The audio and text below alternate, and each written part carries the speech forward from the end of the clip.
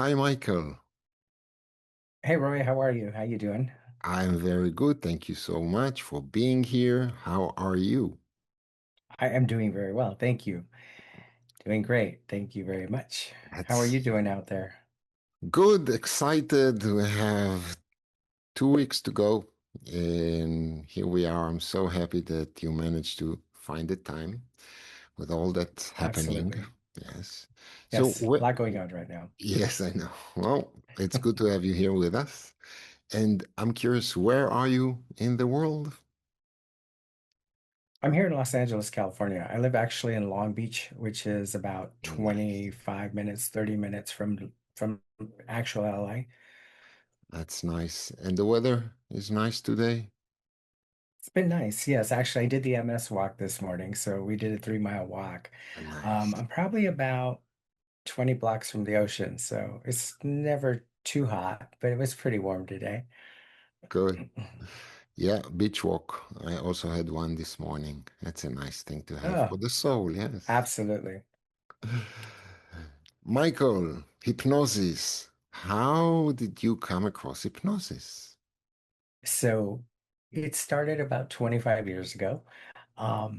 Became a hypnotist because my mother had passed, and I was going through depression and anxiety for probably about 2.5 years, about 2 years right in there. I noticed that they would just give me tons of antidepressants. They kept giving me one after another. They weren't really working. And they would just keep switching them. It would take them a couple weeks to go through my body and to be like, okay, well, what's happening? Well, nothing. So finally, I went to the doctor and I'm like, I'm not sleeping. I'm getting like 2 and 3 hours of sleep every night. I'm starting to have a lot of panic attacks. And he says, well, he says, antidepressants are very much like Coca-Cola. You have to keep trying one until we find one that you actually like. And I thought, whoa, wait a minute. This isn't right. I'm here to kind of be healed and get through this, not to just be masks and be putting something on this to just get me through the day. So I ended up not going back and going to, at the time, it was the American Board of Hypnotherapy here in Orange County. And they had a school, they had a campus, and I went to that campus and I just started taking courses. First, it was just the introduction to hypnosis. And then I met a woman, things happen for a reason, right? I ended up meeting a woman up in Los Angeles, went to a bar, and she was doing tarot card readings there in front of the bar. It was really interesting because she says, Michael, she goes, you have a destination in life. And I'm a hypnotist, besides being a tarot card reader. She's like, you really should look into that. I said, well, I'm taking a few classes right now, but I'm doing it for my own personal growth. And she says, wow, you really should do this as a business. And she gave me a business card, and I kind of ignored it. I was like, that's kind of crazy, right? I thought, oh, she's Coming from a crazy. tarot card reader, especially, right? Correct. The esoteric side was like, okay. And I grew up in Sedona, Arizona. So I had seen a lot of that, right? But I had seen that to the point where my father was like, oh, those people are crazy. You got to ignore them, right? So that was a belief system. So it was interesting because everything came full circle for me. So I started still having the depression. I was still trying to work through it. I started, doing the self classes for myself, but not hiring a hypnotist. And I finally got really depressed. Started feeling suicidal. So I ended up like a change, right? I felt like I had to completely change my life. So I got rid of my apartment up in West LA and I ended up getting rid of that, coming down to Long Beach, living with a friend who had a 3-story home, and I rented one of the floors. And at the time, I was working for Delta Airlines, so I was gone a lot.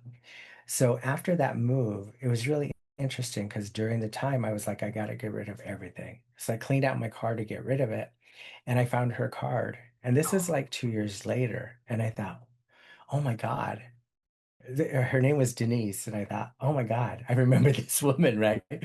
I thought, I'm going to call her. And I called and she answered. I said, hey, Denise, how are you? I said, this is Michael Lammer. She's like, oh my God, I remember you 2 years later. And I mean, all she did was read cards in front of the bars all the time. And to that day, she remembered me. So I thought, oh my God, this is so weird, right? 2 years later, and this woman remembers who I am, remembers my story. And she says, she goes, have you started doing the work yet? I said, no, I took a few classes for myself. And she's like, I'm gonna make you a deal. She goes, you go back to school and I'll let you borrow my office up here in Burbank. Wow. She goes, anytime you want to come, you can have my office for free. I'll teach you everything I know. So she went to a class called a school called HMI. They're still here. They're pretty big. So she gave me everything she had, and I kept going to class. I started learning and learning. And then what really interested me was neurolinguistic programming. So I went in and I started taking classes with Dr. Richard Neves. And I don't know if you know, he was pretty big. He was part of the Bandler and Bandler, who initially started NLP. That was a model that they all taught off of. So they were really well known. Tad James was one of their Hmm. biggest teachers. Yeah. I don't know if you know Tad. Yeah, that I know. Um, so that whole school was over there. It was flourishing. There must have been like 300 of us. They had a campus, an awesome bookstore, which I've never seen anything like that, right? It was a bookstore that had metaphysical books, hypnosis books, everything you could imagine. There was esoteric, mainstream psychology books, huge. So I started volunteering, doing all that, and doing their conferences and everything, and I grew with them. What was interesting was by the time I finished my NLP practice, I started really specializing. And as I started specializing those classes, those students were telling me, well, Michael, I really want you to work with my mom, or I want you to work with my dad. I was like, okay, well, I'm living in an apartment. I was living in a room of a house. By that point, I had gone to a condo. And I thought, okay, I'm going to turn the other bedroom into an office. So I did that. And they kept sending me people. And it was interesting because I thought, okay, I never thought about doing this for a business. That was not my goal here. My goal was to heal me. So it ended up moving into this place where I started getting successes with these students' parents. So at that point, I thought, okay, what, there's something here. She must have been right. So I kept working with her. Eventually, she got cancer. That office closed. And then I moved my practices down to Long Beach and I started on my own. But that was a story. I guess the rest is kind of history. Um, Mhm. I did meet, so later on, we moved forward about probably 12 years ago. I met a United States water polo. Um, she did chiropractics and she traveled with the team. So I met this woman and she's like, I don't really want to do this anymore. I would like for you to help me start my own company. So I did. But during that time, she kept sending me athletes. So we have had a total of, I think, 6 or 7 of my athletes go to the Olympics. Wow. So that's what I'm doing now. Even now, I have 3 of them for 2028 I'm working with. I Amazing. have high school elite athletes. We do weight loss, which is not really so much weight loss, it's more about longevity courses Okay. where we teach them based on the blue zones. I don't know if you've ever heard of the blue zones. So But blue zones are all over the world. wait, Um, Mike, I have to stop you because yes. that, right, we have short time and few other things to Okay. go on to, and I have a feeling that we will do a longer interview with you in the future because you have Okay. so many stories. And just from this one, which is fascinating, it sounds that we can learn a lot from you. You have a lot Yes. of And experience. and I had told you I had a bout with cancer and it was crazy because I Yes. thought I was going to miss this. And I really feel this is important. I mean, I feel that it's important for me to partake and share with what I have because a lot of us are not successful in practice, or we go to school for the rest of our lives and never actually implement what we learn into practice. So that's why I felt this was really important to be here. And I really appreciate that you are here.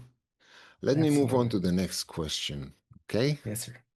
So Oh, you have really an extensive experience with hypnotherapy.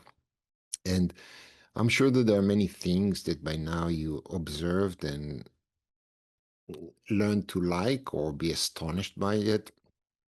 One thing that for you is really remarkable, that you find remarkable in the world of hypnosis, what will it be? hmm. I would say that when you work with a client, I mean, we all learn scripts, right? I mean, that's how we learn is through scripts. I never really use scripts because early on in my practice, I found that every client's not the same. When you start utilizing what you're learning or what you're doing, they'll go in a totally different direction. Yeah, I have had successes where I didn't think it was going to be a successful session, where I didn't think that my program for them was going to make change.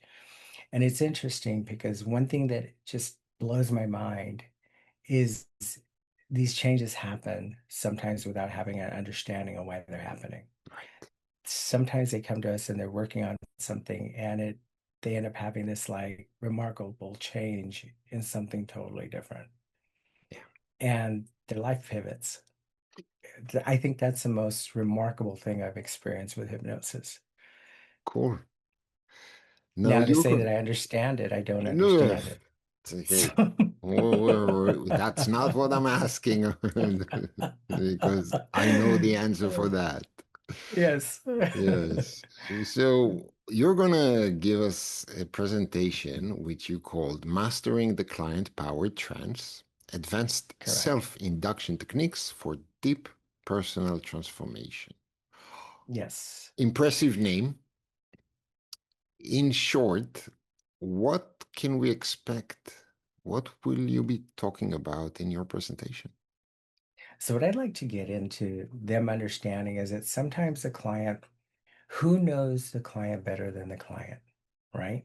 Their So, mother. if we, yeah, sometimes, sometimes At not least really. in my Sometimes the mother case, is it like, will be she would sometimes the say, I mother know is like, you. sometimes the mother's like, who the hell's this kid, right? Or this child is from who knows where. But I think that in order, and I've done this with my clients very often, and sometimes, you can't break through that process of why they're not really relaxing and letting go. But they trust themselves more than they trust anybody else. So therefore, if you start giving them the tools for them to actually do their own induction, do their own internal work by giving them suggestion processes, teach them those suggestive processes, and in trance state, you let them go through that process, whether it's a neurolinguistic trigger, an anchor of maybe they're pushing their fingers together, or maybe they're touching their chest. But now you're giving that client the tool to leave your office or to leave your space now and continue doing that work beyond what you've already started. And it's probably not good for repeat business, but it's good to have success with a client. I have never had a client be like, oh, nothing changed for me ever. And I know that there has been hypnotists that do that. But very early on in my practice, I learned that they know themselves better than anybody else. And their unconscious mind really knows what's holding them back. So when you give these tools, you give this protocol and they start following that protocol, they'll go through the process on their own and you'll start seeing them fall into trance.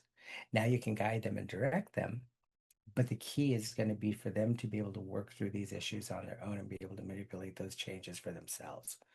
Now, if there's belief systems that aren't being covered for them, right, or that they can't get past those belief systems because there's blockage, they will know that when they come out of that first session with you, or second session, or third session, right? I do sessions, packages of 10 and 20, Yeah. mostly because I work with athletes, and I work with weight loss or longevity. So a lot of times that is connecting them to something else. I mean, I've had clients that have been like, oh, yeah, when I started losing weight, I'm really worried because my mother lost a lot of weight before she died. And I keep thinking about that. What this So is now in our the next mental session, Pandora box. You open one thing and things follow because usually there's more than one thing that's there. right. And Absolutely. And the key thing is that, I mean, I know, and not to say that it doesn't work. A lot of hypnotists do single session sessions. yep. But what happens is they'll open that Pandora box and never come back to revisit it. So that client now is going out feeling some kind of change, but then these other things haven't really, they're still having this yearning of like, well, why am I feeling that? Or this is weird. This still comes into play when I'm trying to accomplish this, you know? So if you can have multiple sessions and figure out what's happening in those sessions, you can always go back in and get them to start feeling those changes happening. Now, I do straight direct hypnosis, right? I do Yep. straight talk therapy. But No, the difference with this is a client that's having a difficult time going in and finding that connection for children because they do know that. They know that internally, they know what that connection is. The key is going to be to get them to think about that and get them to pivot through that on their own. now in for you, in your ideal world, what would you like people to take from your presentation? I'd like for them to take the mindset that when they teach this client or their clients to do the self-guided processes, to actually go in and feel and sense where that's coming from and then skew it, change it, right? That they can actually have more of a work environment for process. They can open up the change door much better and deeper with their clients. So their clients are constantly morphing, right? Adjusting and changing just beyond the session, beyond the office environment. So people So, will get from you some hands-on tools, let's call it. correct. I'll give them tools. I'd also like to get them to start doing some of the scenarios where they're going to kind of go into themselves and maybe question some of those things and start actually Well, working through those things and then start working through that process. So start actually taking that process. I'll tell you, self-development is important. And yes. during the time I went through that depression and anxiety, that self-development taught me how to work with me. And if you don't know how to work with yourself, how do you work with other people? Right. I agree. At least So, having a bit so of understanding what the other person is going through is super important. correct, correct. And a lot of times people say, well, I've never smoked, so it's hard for me to get a smoker to stop smoking. But you know what? If you know yourself and you can understand yourself, you can use those techniques on that person to get them to go in and self-develop. Why do I want this? What's changing? What's holding me back? Those questions are answered when they're doing self-hypnosis more than when they're being guided through a hypnotist, through the practitioner. It all sounds very, very cool. And I am looking forward to your presentation, which will be on April 26th. And with that, here we are at the end of our short interview. And That Michael, was very fast. oh, good. And it was I was very, worried I was not going to have enough for you. no, no, no. It's like There's a lot I, here, so there is a lot I here, and there will apologize be for a lot to that. unpack. And I really believe that we can all learn a lot from your wisdom and experience. And I'm looking forward to seeing you.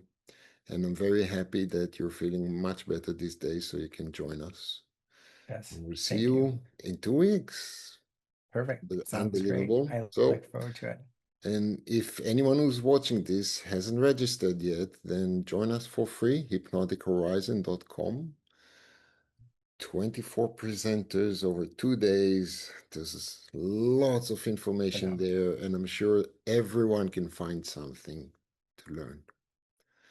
Michael, take Absolutely. care. Thank you so much, my Thank you so dear, much. and see you And thank soon. you for the opportunity to share with them. With pleasure. Thank you. Thank you, sir.